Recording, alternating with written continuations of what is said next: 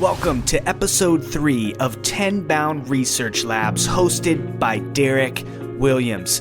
Tenbound Research Labs is a special podcast series focused solely on researching the top technology tools that teams are using to see sales development success. And for episode 3, Derrick's brought on Eric Buckley, president at Skipio.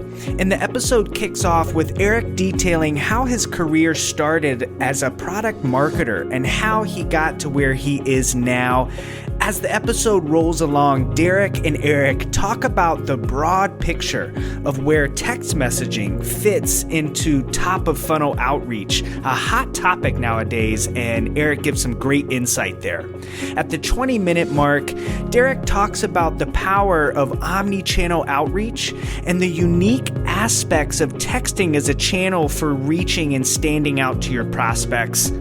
At the 40-minute mark, Eric provides some really tactical examples of some outstanding outbound prospecting that he's gotten as an executive, and any SDR out there making any outbound outreach needs to get their pen and paper out for this one. The episode wraps up with Eric going over how you can discover more about Skipio and who their ideal users are. This is a fantastic episode that really highlights the exact reason why this podcast exists, to give people on the front lines that are listening an opportunity to learn about something as exciting as Skipio from the president himself. If you enjoy this episode, please don't forget to leave us a review and a 5-star rating. Enjoy episode number 3 of the Tenbound Research Labs podcast, hosted by Derrick Williams, featuring Eric Buckley, president at Skipio.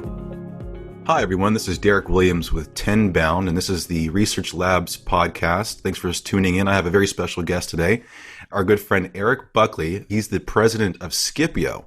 Skipio is helping SDR teams get more responses, set more appointments, and convert more customers with the most conversational business text messaging platform on the market. So I'm really excited to be speaking with Eric today. He's been president actually at Skipio for nearly 3 years, and actually started with the company as VP of marketing, which we'll get into in a moment. We definitely want to hear his origin story. But Eric, you and I actually have a very interesting connection. And, around the time you and I were introduced for this podcast, around 3 weeks ago, I was recording an episode actually with our mutual friend, the host of the Sales and Evangelist podcast, Donald C. Kelly, as he refers to himself. Yeah. Around that time, Donald actually had traveled to Salt Lake City, I think, and that's where he met with you and your team, where you're based at, and you guys were able to work on some content and things of that sort. So definitely go check out that podcast too, guys. You don't hear that very often. We want you to rate and review our podcast, but definitely check out the Sales Evangelist podcast with Donald C. Kelly. That is actually his podcast that's sponsored by Skipio. So that's really cool. And I thought that was a good tie-in. But anyway, with that said, thanks for being on the podcast, Eric. Oh, wow. What a pleasure it is. And every time I've interacted with you now, Derrick, I think you're just as great as Donald C. But it is funny. That's how he introduces him. Donald C. Kelly. Yeah, exactly. He doesn't want to drop that initial. Yeah, so it's a unique identifier. All right. Well, let's get into your background a little bit if we could. Yeah. I'm always interested in the journey that our guests have taken to get to where they are now. So can you just kind of give us your background a little bit, and specifically the inflection point I'm most interested in is your transition from product marketing. That's where the bulk of, I see, your background lies, with a variety of very well-known companies like Domo as an example. I know you were with IBM for a while, but now you're president for the first time over there at Skipio. So I'm really interested in that inflection point. Yeah. Well, thanks, Derrick. I appreciate the introduction as well. And wow, Skipio, what an opportunity it's been for me. So going back several years, I started my career as product marketer, and with the focus on the discipline of how to design solutions for common problems, right? So with IBM, and this is back, for those of you that are just a bit younger, this is back when IBM was one of the largest companies in the absolute world. Today, it's more focused on consulting and doesn't have the service and products set that it once did. But after that incredible journey, I learned so much. They're so well organized and how they go about things, and it allowed me to really get excited about the prospect of doing things the traditional way, but also including the new. And I had an opportunity while at IBM to kind of run a new product. We were going after kind of the open systems market, $300 million product line called LTO, which was really fun. And I worked directly with our general manager, which, was about 1,000-person organization, our division. And he was in charge, and I loved it. It gave me such an experience of being in charge of, like, it's not just the go-to-market plans, but it's like, what's our pricing look like? What does our competition look like? How do we train the sales? And so I had an opportunity to kind of do all things. And it taught me quite a bit. And that education has led me through the rest of my career. But through that career, I've done sales, I've led sales teams, but I just always come back to marketing. Absolutely love it. Well, my prior company to this was being acquired, and I was just in a position where I was looking to place some other people. And someone had mentioned, hey, you ought to take a look at the Skipio. And I said, yeah, I'm good where I'm at. But I met with the leadership at Skipio and really, really loved them. Good people. And I thought, there's something different here. I like what they have going on. So I joined Skipio at the time, not even realizing exactly what they did. They were just kind of getting started, but they had a good start going, some good momentum. And over the first several months, my responsibilities just grew. I recognized Skipio for exactly what it was, a product that I would have salivated over had I been a sales rep myself. And in the past, if I had had that, I could have increased sales. I'm not exaggerating, 25 to 35% just by having Skipio usage. And I loved it.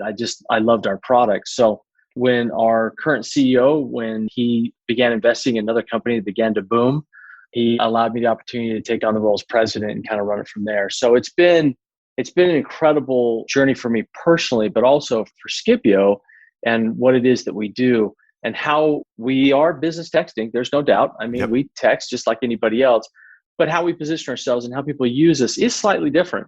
And I think there's some, obviously commonalities amongst some of the many texting platforms, but the way in which we are talking about it and focusing on it for SDRs is completely unique. And I'm excited to talk about that today. But for my transition from marketing to president, this might shock a lot of people, but not marketers. There's not a whole lot different. In marketing, you have to be constantly worrying about what is the market doing? What is your customer?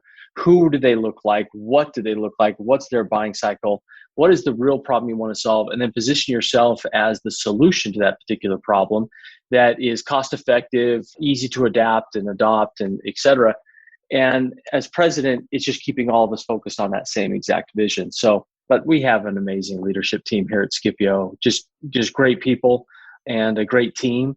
And we're still growing, and it's been fantastic. We've loved every minute of it. Well, that's an awesome story. And I think, inspirational for anyone who's in a, product or, marketing director role who aspires to, run an organization down the road is, learning from those origin stories. So thank you for sharing that. And I hope that... You know what? I'll say one more thing, because I want to say something in love and defense of product marketers. Product marketing is such a unique position within an organization. And if you're an organization listening to this and you don't have product marketers, you need to stop and consider why not. Because a product marketer, what that individual does is kind of the hub of the wheel. There's a lot of different spokes. As product marketing, if you're doing it correctly, you're working directly with finance because you're working with what costs look like, what you're going to price it at, what profitability, cost of goods, et cetera. Because you have to understand how you position yourself against competition as well as customer expectations. Secondly, you have to be working directly with all the engineers, the product team, the actual developers who are either building or coding or whatever they're doing, the service of what your product is. Then you need to be working with outreach. What does your outreach look like? Whether it's digital ads, whether it's going to conferences, whether it's hunting, you've got to be reaching and be very close with them so you're understanding what current conversations are going on. And then finally, you have to be working with leadership. At the end of the day, you have pretty much more answers than just about any other discipline within an organization because of the position you have to be put in. You have to make recommendations on all of those things to all of those people. So by default, you're constantly working with all those individuals. So for product marketers that feel like, oh my goodness, it's just a never ending, I'm chasing that wheel, I'm going after it. Keep working hard. Always consider yourself to be the voice of that customer, as well as the voice of the company to the customer. And you'll find yourself, getting promoted throughout your career. Yeah, great perspective there. Great perspective. I think we can, as SDRs, relate in some way in the fact that we are bottom up view of the business, working Yeah, with, absolutely. so many different cross functional teams. But yeah, I think one of the things that actually I have planned for this podcast is actually to work with more product marketers and to be interviewed for these conversations. Because I think there's the perspective at a technical level, particularly in these technologies that we're using in sales development, is really key. One of the Mhm. people I'm chasing down for a large sales acceleration company is a product marketer. So actually, I'll probably send Awesome. this episode to him That's when we get to great. that point. Anyway, so that's good. Thank you for the background. Let's get into where text messaging fits in the business. I was with Verizon in mid 2000s on the front line selling in a B2B context. So this is pre iPhone. This is when text messaging in the business was almost taboo. Right. Text messaging packages but this isn't that. This isn't the internal dialogue necessarily that we're talking about. We're talking about a platform now, not just text messaging on our phones and that one-to-one. This is highly sophisticated work that you guys are putting together here. So before we get into the weeds here, can you kind of give us a broad picture of where text messaging fits in the business today in a current state? It's a great question. And so let's start at a very high level. Text messaging is the most urgent as well as intimate communication that you'll have with customers today. It's much more urgent than, say, email. It's much more urgent than phone calls because those are just put off or they're quite frankly ignored. And they're a lot more intimate than, say, just running commercials or ads or whatever that might look like. Text messaging, if your company doesn't adopt it in some way, shape, or form or fashion, you're way behind. But there's very few companies that don't adopt texting in one form or another. But here's what's unique about it. Unlike email, which is seen as, well, we're going to use email as either direct communication one-to-one, or we're just going to blast particular messages. Text messaging has so many different use cases for a single company. One company can have several different type of use cases. Let me give you an example. Number one, they may just want to send you one-way communication to remind you of something, an event. Maybe you've purchased something, it's time to come pick it up, or maybe you've purchased something and it's out of stock. So they may enable text messaging just one way with not the intention whatsoever of you responding. Marketing uses it to allow people to understand what discounts they might have, maybe send you coupon codes. Maybe they sign you up for a communication thread that just shares with you updates and products. So there's that type of communication as well, which again is designed to send information that's absorbed by the customer, but you have no intention of the customer responding back. Customer support now, though, is significantly using texting over text online because it's much more convenient for the customer. And you go back and forth resolving issues. So that's two-way communication. You have a customer service rep that jumps on it and goes back and forth with that customer, whether it's, hey, your car's ready in the shop, this is what we're seeing, et cetera. Your doctors are now sharing results from labs and diagnostic equipment, et cetera. They get your permission to share that and they'll go ahead and do that over texting. But then you'd look at sales. And sometimes, and we'll focus a lot of what we talked about today, many times the solutions that we're using in such popular ways on that side of the fence, when you go to sales, they expect you, yeah, we already have texting, just use it like this.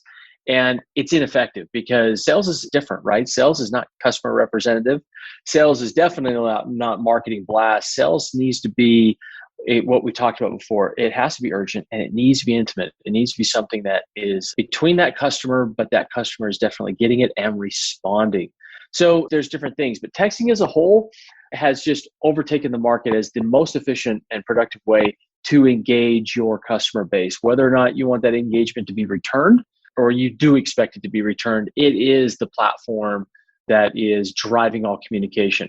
And for those of you that may be driving around in your car or sitting at your desk and you're listening to this, you think, yeah, okay, maybe I'm not convinced. Let me ask you a question. If somebody sends you an urgent email, what do they generally do? They follow it up with a text and they say, hey, I just shot you an email. Can you please take a look at that immediately? It's so true. Or inter-offers communication like a Slack. They'll send you a Slack, right? Because did you get my again, email? that's right. Did you see the email? Hey, I need a response immediately. People are waiting. So that is, when we think of texting, it is because it is urgent and whatnot. And here's another test to prove my theory. Grab your phone right now. How many unread emails do you have? Whatever that number is, I guarantee you it is divisible by about 40 of unread text messages you have. So I generally, when I get up and speak to large groups in person, I'll challenge everybody to hold their phone and say, who's got the most unread emails? So far, the highest I've seen is 128,000. That's pretty impressive. Yeah, Myself, wow. I have 62,000. Yeah, seriously, that's incredible. I told the man, I said, maybe you ought to stop signing up for so many lists. But, generally everyone's got over a couple of thousand unread emails. But texting, the only unread text that you will generally have is the text that you've been receiving since you've been doing something else. Because as soon as that something else is done, we all glance at our phone and we look at what urgent messages they need to respond to. So texting is the form of urgent and intimate communication. And we can talk more about that intimacy later on. But it is the thing that all companies are adopting, whether you're a company of 2 or 3 or whether you're a company of 2 or 3,000. And obviously there's different platforms, different ways to scale that, different use cases, and how sometimes you might have to have a couple of different type of texting platforms. But texting is really the communication for the future for our target audience. Fair enough. And, I absolutely agree with the divisible number that you had there. I have probably in the 20,000 range of unread emails. Same thing, just a lot of lists and different things. But you're right. I have one unread message from my daughter right now that I will respond to as soon as this hangs up. So it's absolutely urgent. You're right. But with that, is it fair to say as an SDR using text messaging that a line could be crossed if we text too early? We all are getting direct numbers out of, data service providers like ZoomInfo. And, so we have the direct numbers. And I think, we're seeing contact rates impacted as a result, with everything that's happening in the world today. But the point of the matter is, help me address that with the audience. Where does text messaging fit within the SDR context? Is it appropriate to send someone a text when you haven't had a conversation yet? Or it's great. Great question you're asking. And it is a very common concern for all large companies and small. Let me take one step back and let's describe the use case of really what sales wants. What sales wants is they want someone they can sell to. And it's hard to sell to somebody who doesn't engage with you. Whether your sales are in store and you need people to actually come in, or maybe you close deals over the phone, or maybe it is across from a lunch table and you shake the hand and a deal is done. What you have to understand in terms of texting platforms, if you don't allow someone to agree to be texted, it's against the law to text them. So a lot of those concerns we set at rest immediately and say, yeah, you obviously have to get someone's permission to text them. Matter of fact, you have to specifically say and explicitly say, is it okay that I text you? And they have to respond yes. Now, what I encourage others to do in every company or small organization, get that documented. So on our website, if you have form fills, ask them for their cell phone and then put a click and say, by submitting, you allow me to text you. That's number one. Number two, if you're someone who does face-to-face business all the time, or you're a hunter and you're dialing people yourself, you're trying to find individuals, when you're in those conversations, ask them right out, hey, is it okay if I follow up with a text with you? Absolutely, that's great. And then if you're, again, hunting and someone actually picks up and say, hey, that's great. Hey, listen, let's confirm that appointment and we'll get that done. Is it okay that I text you? Have them opt in. The first message you send them should say, hey, thank you for allowing me to text you. Is it still okay? And let them confirm that. If you've done those steps, you'll always be within the law. Now let's tackle your question. Do people really want to be texted? Yes. Okay. And it's the most obvious answer in the world, but all of us still think we're living 10, 12, 15 years ago. Let me tell you why as an executive, and others will hopefully agree and see the wisdom in this. If I get phone calls during the day, I don't answer them. I'm too busy. I'm either meeting with individuals or I'm on phone calls myself. I can't answer those. And I'm not going to respond to those phone calls on my drive home. I'm just not going to. However, if I've given someone permission to text me and they text me, there's very high likelihood that, number one, I see the message. So whatever you wanted to say to me, I saw it. Second, there's a higher likelihood that I will respond to that and say, you know what, I can't talk now. It's pretty full. How about tomorrow? How about we just do something maybe at 11 o'clock. That is far more likely to get them to respond than it is for them to pick up a phone or respond to your email. And as an executive and those that we sell to, whether you're an executive or not, it's common courtesy. When you call people constantly, and I'm not saying dialing is dead. It is absolutely not. You've got to do all channels. That's just the nature of the sales rep. All channels are very important, but texting is the least intrusive. It's the least disruptive for the individual you're trying to reach out to. I can't tell you how many dozens of times I've talked to sales reps that just talk to me about Skipio, and I'll ask them, so how's it been helping you? And they'll share with me almost the most common story ever. And that is, it's so amazing because I'm at a game on Saturday and I have Skipio on my phone, and boom, a text comes in. Someone I've been chasing all week. I've sent them a couple of texts and they say, hey, sorry, it's been a crazy week. How about we get together at such and such time next week?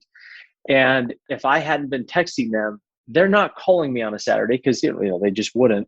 And they're probably not going to email you on a Saturday either because they're busy too. They're out doing things and they're getting things done.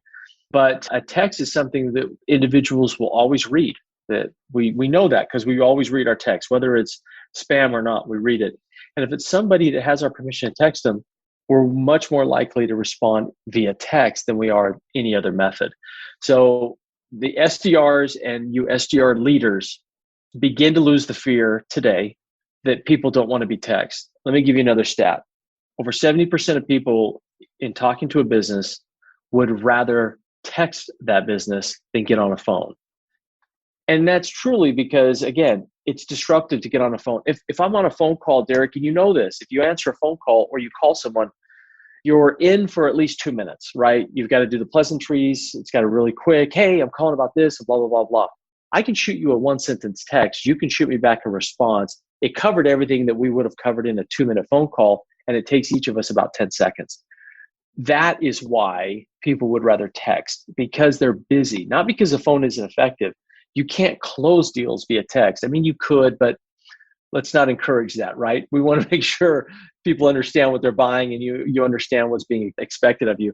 But we need to have our phone conversations be very efficient because we're so busy. All of us, we got so many demands upon us and so many distractions around us that if we allow ourselves to fall into this pit of, oh, no, everything's got to be so personal, I got to take my time, we'll never move forward as an individual, as an organization.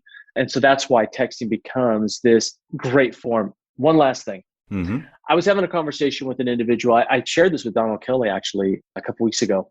It's a very successful sales rep, and we were just chatting about things. And he's in B2B, right? Long sales cycles. His sales cycles are probably anywhere from 4 to 6 months, which isn't the longest out there, but it's a long sales cycle. Not transactional. Yeah, exactly. And as we go back and forth, I said, don't you believe this to be true? And he looks at me and just starts laughing. He says, Eric, I'm telling you something that is the absolute truth. And I actually have it written down. It's part of my process. And that is, if I'm not texting somebody, I'm probably not going to close that deal because I know, and I remind myself, text them, make sure they're texting back. If someone is texting back and forth with me, my likelihood of closing that deal increases by 60%. Boom. 60%. And he tracks it. So that's part of his process. All channels, he goes down all channels. The hard thing is about the texting as a sales rep and specifically for a company. Sales reps are different, right? You've got girls and gals and guys and dolls and all these other individuals that they're aggressive, right? These are type A personalities. They will grab their phone and they'll go at it. Well, if you're in a business that has turnover of sales reps, you can have someone leave you and they take all of those contacts with them because they're on their cell phone, because they know texting works, right? And the conversations go out the door. So that's one of the problems that sales leaders, they know it, but they don't, they say, well, I can't, I don't know. Taking the Rolodex with them. That's right. And they do, and very, I knew it. I knew exactly what you're talking about, but they're taking these great conversations that could be used for the next rep that comes in, the next SDR that sits in that seat, or BDR, ADM, however you want to call that individual. Let me jump in on that actually, if you don't mind. Because you said something earlier about they had Skipio on their phone. And I think that's what the tie-in is here, because anybody who's been listening thus far might still be visualizing, I got the phone number from ZoomInfo. I plugged it into my iPhone here and I sent my prospect a text, and now I'm waiting for them to reply, and it's siloed off from the general communications. It's not syncing with my CRM. So no one has visibility. To your point now, there's no controls around you being able to kind of pick up that ball and run with it if there's a turnover in the sales org. So let's double click on what it means to have Skipio on your phone and what you meant by that. Like, how does an SDR or a salesperson, a user, engage with Skipio and walk us through how that is set up specifically. Yeah, you got it. And this goes to how Skipio skippers differs from probably 80 to 95% of all other texting platforms. And that is, it is not something that is designed as a one-way communication. So if I'm sitting in Salesforce or I'm sitting in HubSpot or Microsoft or whatever, and I want to send a quick message, I'm not necessarily typing that right there in Salesforce and sending a one-off message. Instead, Skipio assigns each person their own 10-digit phone number. Now, you can use that phone number to dial out and call them, actually, or you can just use it as your texting line. But that 10-digit phone number is unique to just you and you only. You're not sharing that with other reps unless you absolutely wanted to. There are some customers, they'll share numbers. But the point is when you're texting out, you're getting texts coming back and forward. So you can do that obviously on your laptop, your desktop, or your tablet.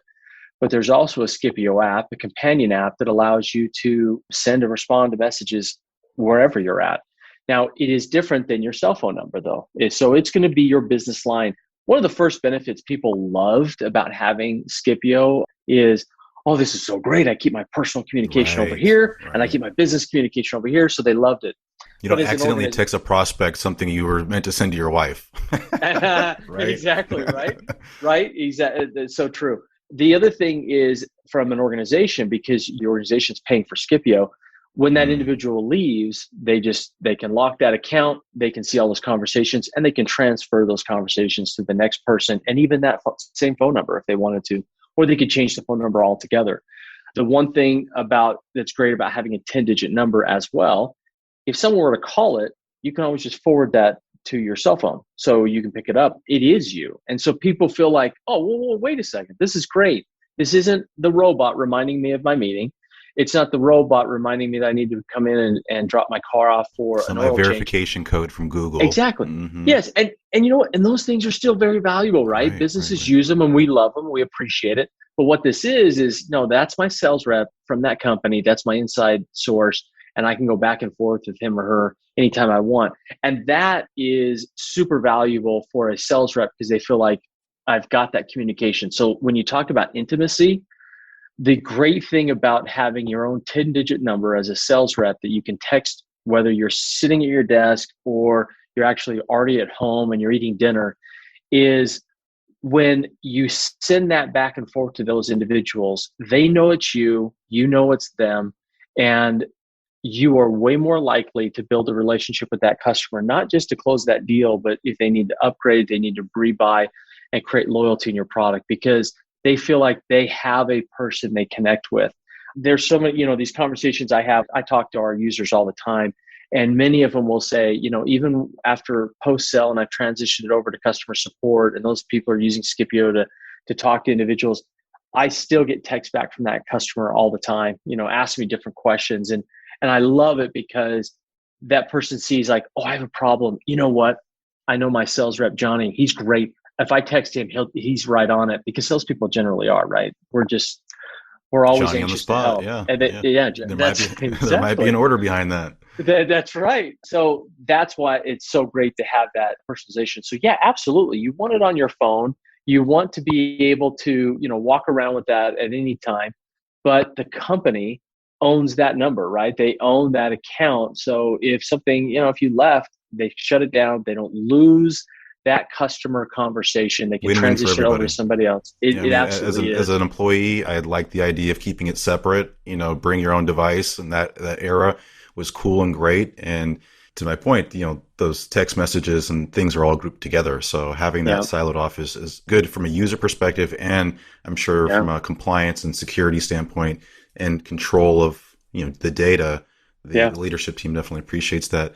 But there's also a Chrome flyout, a Chrome extension as well that an SDR can engage with that with. Is that right? That's correct. So let's talk about integration and what this looks like with your entire tech stack. Please. We have customers that will use the product as solopreneurs, right? There's someone who's just starting their business. They go out and they're just winning business. So they really don't have a CRM. They use Skipio as their CRM. Now, I don't encourage that because we don't have all the tools that a Salesforce or HubSpot or all these great other platforms have, but they will use it that way. As you're growing in the size of your business and the complexity of your business, Skipio will integrate with those other CRMs. So you can do several things. Number one, if somebody goes on your website and says, yeah, actually, I am interested in this. I'd like to download that white paper. And this is something I've been thinking about quite a bit. When that comes in, obviously, we talked about this before, capture that cell phone, tell them that you will be reaching out via text or email.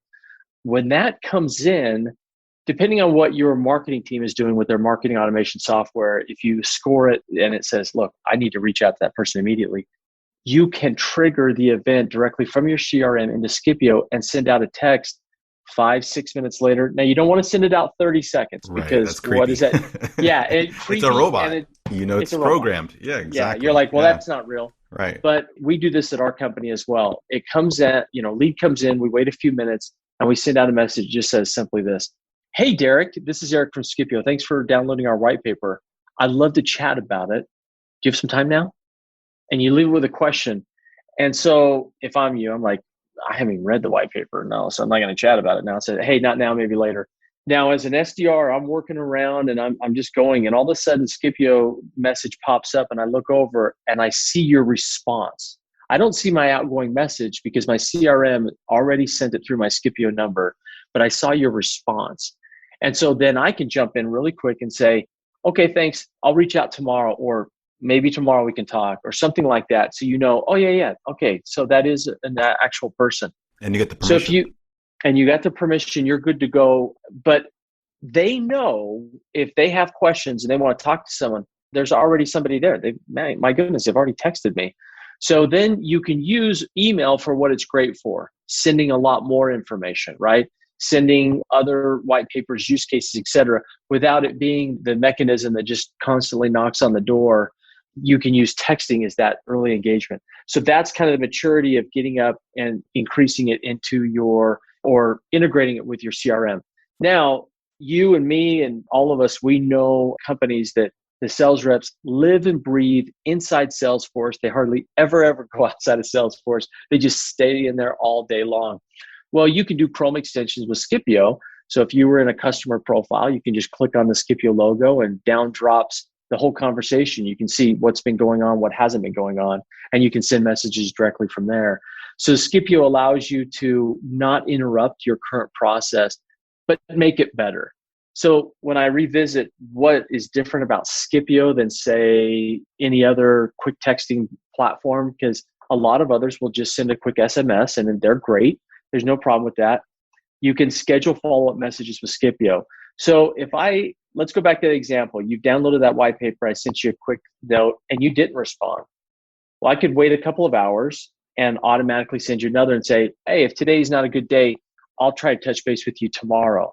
And I can schedule messages that will go out 7 times, 20 times, 180 times. It doesn't matter. And I can just constantly just send you something quick.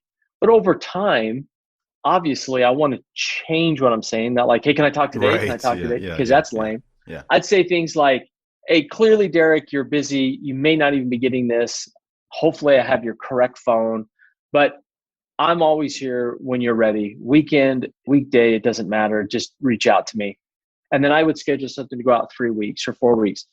It's amazing to me how many times, and we all know this, right? We know the stats. You got to touch someone I heard someone the other day, 8 to 50. I love that number because it gives you this, never stop, right? But we know we have to have so many touches before we get a hold of people. And that's not because they're not interested.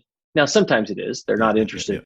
But a lot of times we're busy. Right. Persistence overcomes resistance, guys. That's exactly right. Mm-hmm. Oh, I love it. Going back to what we talked about before, if they are going to respond, so much easier for them to just send you a text. So, and that's what you want to do. You want to make it easy for them to do business with you. Right. Absolutely. Yeah. So if you've introduced yourself via text and via like follow-up in that text, so they know no, I'm not just hitting you once and walking away. I actually know about you, and I'm going to continue to reach out now You and can again. run, but you can't hide. That's well, we don't want to sound Yeah, creepy. no, we're not creeping, guys. But hey, I like how you give us a tactic specifically about landing page, getting that authorization, getting that mobile number at the top of the funnel. So everybody who's listening to this right now, marketers, salespeople, SDRs, take note on this. If you are trying to find a way to incorporate text messaging into the business earlier in the sales process, so that you can take advantage of all the things that Eric is talking about here, there is a very specific tactic there. Once you have the mobile number at the top of the funnel in a form fill, let's take an inbound motion, for example,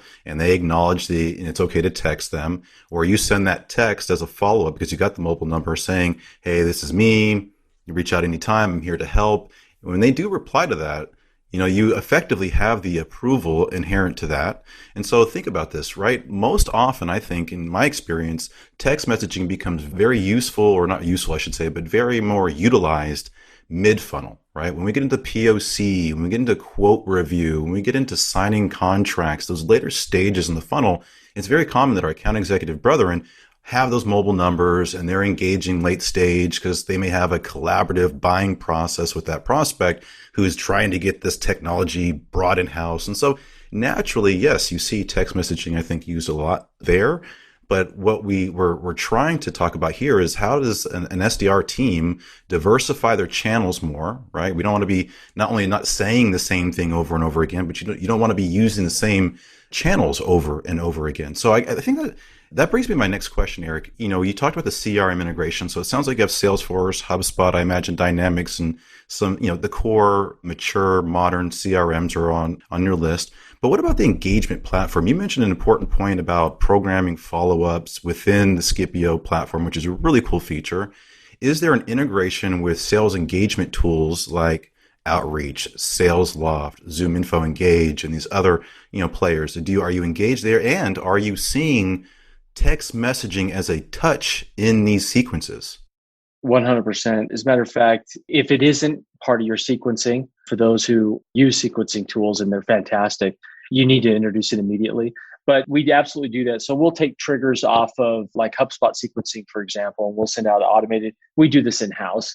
We'll do automated emails. We'll have the calling and so forth, but we'll also sequence our text to go out at specific times as well in that. Now, the one thing that Skipio doesn't do that a lot of people would like to see in the future, and it is on our development roadmap, and that is when messages come in to trigger other sequences on other platforms. We don't do that quite yet. But honestly, if you're getting those responses, you've won. You've got the engagement, and then you can move things forward yourself. So it's great to do that. But in terms of what Skipio will do, we're kind of overkill on the automation ourselves. So we will have rules, and you can set up these things such as if somebody completes this particular set of messages and they haven't responded, or they responded in this way, they've said these things, then move them over to the next one and message them the other way. So keyword campaigns are fairly common. People know what that is, but I'm talking about the next step to that. So, hey, we're interested in blah, blah, blah, blah. Is that something that interests you? Yes, I am. Okay, great. And then you start a whole nother type of messaging follow-up and campaigns that will go through. And you could obviously see those through Chrome extensions on your other CRMs. But I believe that, and you and I had talked offline about this, I really am a convert when it comes to an evangelist of you got to hit every channel. We were talking about personal direct mail. One of the most effective things you can do sometimes, individuals that you've been chasing and they're interested, they're just not getting back to you, send them something in the mail, a physical thing they can actually hold. I love that. It works. Trust me, it works. It's a great form to really grab their attention. Now, you got to get clever on what you send, though. Don't send them a postcard. That's ridiculous. Yeah. But a $10 Starbucks card. That's right. So impersonal. It really is. So can I share one with you that I loved? And when someone is really good, if an SDR or a BDR, however you want to say, if they're really good, I'll hear their pitch. I don't care what it is. One time, several years ago, I picked up trying to learn guitar. And I don't go on social media very often, but I happened to get on and I posted something about buying my first Martin guitar because I was happy about it because some buddies of mine play a lot.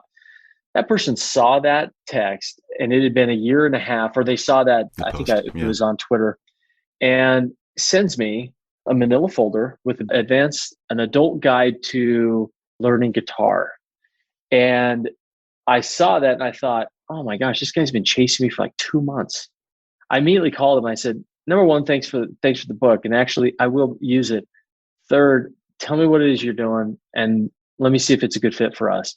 Because that, to me, it absolutely stopped me. And, everyone gets letters and stuff, but that was real personal and really great.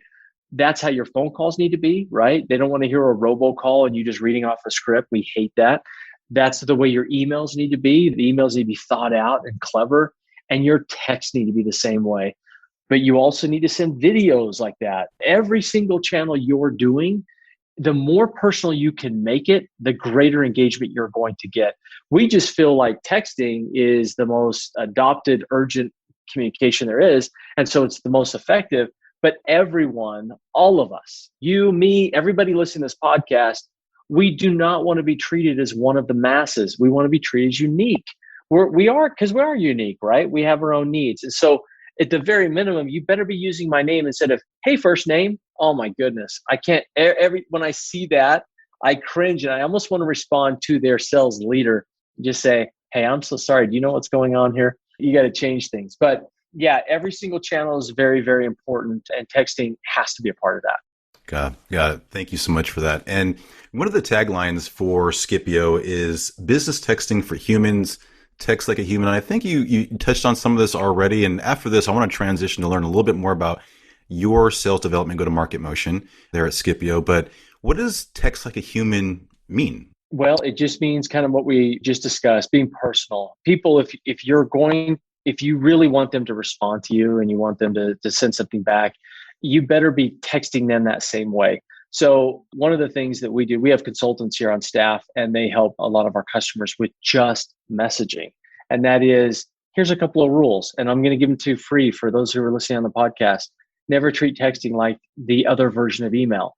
If you're sending them something that's like 5 or 6 sentences long, and it's got a space between their name and a space above your name, yeah, you're about to be blocked or completely ignored going forward. They'll read maybe the first sentence of that first one, but you're done. So we are humans, and texting, the reason why it's remained this urgent and a very intimate relationship of communication is because we believe we're reading from a human. We know it looks like a bot because it's short code, it's quick, it's fast, or there's long messages that we don't look at. But the point is we believe that on sales especially, you need to text like you are someone that they want to talk to, that you are somebody that will respond to their text when they respond to you, that it's timely, it's efficient, and you're someone who really cares. And you care enough to make that message personal. Obviously, another couple of things, a lot of people think, oh, I know how to be personal. I'll use a ton of emojis and it's really funny. That's not so funny if you're a professional. A lot of people don't like that. One emoji here now is okay after you've established a relationship.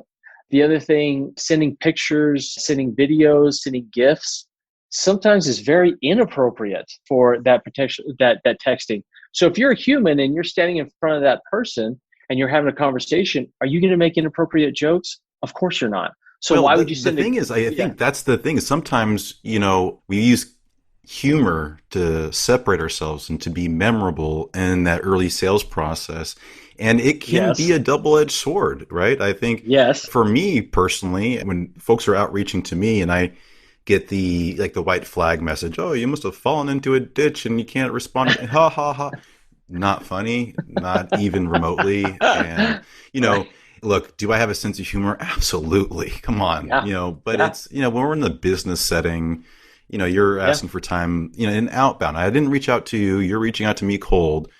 Yeah, I think humor can help separate us, can help us stand out and using, but I think it's a very fine line, and before you can offend somebody and maybe encroach onto the wrong protected, area that you should not be talking about, right? And, we were talking about the direct mail piece, and, we have another guest that we're talking to that is in that space, and that's what we're talking about is, personalizing our approach, very thoughtfully with good, research. Sometimes the research can be even, AI based where we can, but I love that we're honing in on this here toward the end, and that fact that, text messaging is intimate, text messaging is urgent, like you mentioned at the top of the call, and it is the best way to get through to somebody. I know for me, for sure, my number's everywhere, and if an SDR was to text me, don't start doing it now. But if they did text me, they'd probably get a response just because I'm in that space. But this has been good. So I think we've learned about Skipio. We know where text messaging, the platform sits, and in the stack, and why an SDR team should thinking about using Skipio.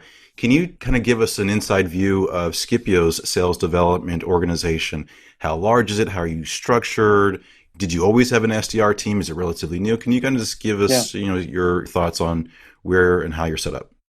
Great question. Because we use Skipio, we're much more efficient in our sales process than I think that I've ever seen, because of what our engagement rates. So we have a fairly small SDR team. I think we have 10 SDRs, and then we have a handful of account executives that work on larger accounts.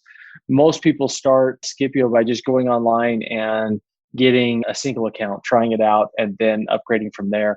For those that need multiple numbers, they need teams, and they need to see what that dynamic looks like, and they've never used it before. Those are the people our SDRs are targeting and going after and talking to and scheduling for our account executives. So typically, the typical user of our company has been really focused on the solopreneur for a long time. But now that we've branched out into multi-user in a kind of a layout that's a lot easier to use than single accounts, because you have oversight, you have admin control, you have ways to share messaging throughout your entire team. There's a lot of capability there. Because of that, our targeting has been quite a bit more sophisticated, our target audience. So our SDR team has grown accordingly. Whereas our AEs have always been the same because we've converted a lot of people online. But now those AEs are now really working out longer term deals, larger accounts. Anyone who has a team of 10 to 700 or 800 people, those are a little bit longer deals to close and all the steps. So we have to have kind of that more enterprise rep. But the SDR team has grown since we've increased that. Beforehand, it was a lot of conversion online. We had a freemium model for a long time. We opened up and let everybody use Skipio for free during COVID, because we had a lot of businesses that they had to close their doors. They were struggling, and so we thought, you know what, stop paying for Skipio, just use it for free. We just ended that program probably 5 or 6 months ago, as we're now coming out of, and businesses are much more available to be open. But yeah, so our sales process is convert a lot of people online, and then those individuals looking for specific custom type of deals, or they need consulting help. There really is a messaging issue that they need help with. Those SDRs ferret those things out, they hunt them, but they also come in off of hot leads off our website or Facebook ads, Instagram ads, things of that nature. Are your SDRs hybrid, or are they role specialized? Do you have SDRs that are just doing inbound and others that are just doing outbound? No, that's great question. So they are hybrid. So at first we thought about doing that, like, let's just have an inbound team only, and that's all they do. But we like to keep people real active and also appreciate just how hard the problem they're trying to solve is. And so early on we said, no, we're all going to have you hunt as well. So hunt for people, because then they feel the pain that Skipio solves. And they can, empathize with the people that they're talking to, like, no, this is the better way to engage, et cetera. And through that engagement process, people say, oh yeah, I totally get this. How you're using it, that works. So the thing I like about hybrid SDRs too is that there's a, role specialization absolutely works. But one thing that we find in our engagements at Tenbound is that, when you have a hybrid SDR, inherently they're able to pick up on that inbound pain and leverage it in their outbound messaging. So when customers are leaning forward with, hey, this is what I'm struggling with, this is the problem I'm looking to solve, all that turns into great probing questions and value statements and things of that sort on the outbound. So for those that are listening, definitely, role specialization has its place and it definitely works. But you still have to find a way to bridge that knowledge gap when you decouple that function. So I think I love that. An important call out there. What other technology is Skipio using in the sales development team outside of Skipio, obviously? Is there any other technology that you're using to crack into new accounts? Yeah, obviously we use a lot of what others use. We'll use email. We did have an auto dialer. We're kind of transitioning away from that. Instead, we just dial out our own Skipio numbers in HubSpot. We use Vidyard, which is an excellent tool Good call as out. well. Very, very engaging. Good friends of ours. Yeah. Oh, that's great. And then we do the mail, but we do mail very limited. So, I'll have my SDRs that will come to me and say, okay, I have this handful of accounts. This is and I want them to pitch me their idea. And then we get on board and we go for it, because that kind of covers that hurdle of, now I want you to personalize this. I'm not going to just give you a bunch of this and then you just send them to random people without thought. So when they come in with good thoughts, we take care of that for them. Very good. Very good. Well, good to know. And I like the video call out. You've mentioned it a couple times. We've talked about direct mail. We're talking about text messaging. Obviously, that's the core focus of our conversation today, is a text messaging platform from Skipio, everyone. But we're also talking about video. We have to diversify our outreach, people. LinkedIn, email, and phone have become highly congested, and they're not dead, but they are on the cusp. I was speaking to a senior executive not too long ago who says he's scared to pick up his phone now with local caller ID and those types of features. His wife and kids can't get through to him. Same with LinkedIn messages. People are not even opening their LinkedIn messages anymore because we're just bombing people in LinkedIn now. So the thoughtful SDR, the one who has an offering that genuinely can help a business, unfortunately is running up against a lot of resistance in channels. So look at Skipio, everyone. Definitely look at Skipio. Check them out. They have a tremendous platform, all sorts of good features involved, and make it easy to use, make it affordable. And if you're a CFO, there's all sorts of controls in place to make sure that we're compliant and we're not getting ourselves in trouble. That's correct. And that good stuff. So any parting thoughts, Eric, before we jam? Yeah, parting thoughts is what a joy it is just to visit with you. It's very easy to do so. And I'll say one other shout out and a call out, because I had a great conversation with the head of sales of women in sales a couple of weeks ago at an event that we hosted with Donald C. Kelly. And we were talking about diversity. Listen, for those sales leaders out there, you have to have a diverse sales department because your buyer is diverse. So I know sometimes we kind of get locked into like, oh, that person's really good, and let's have them bring in their friends or the people that they know. Don't get caught in that trap. Be a very diverse group, because the buyer and your target audience is super diverse as well. Right. Neurodiversity is your new competitive advantage. Good point. And you get that through all sorts of other diversity approaches, naturally. So good call out. Thank you. You bet. I almost got to Donald there for a second. Thank you, Eric. Eric, before we let you go, how can people find you? I think you mentioned Twitter earlier, if people want to find you.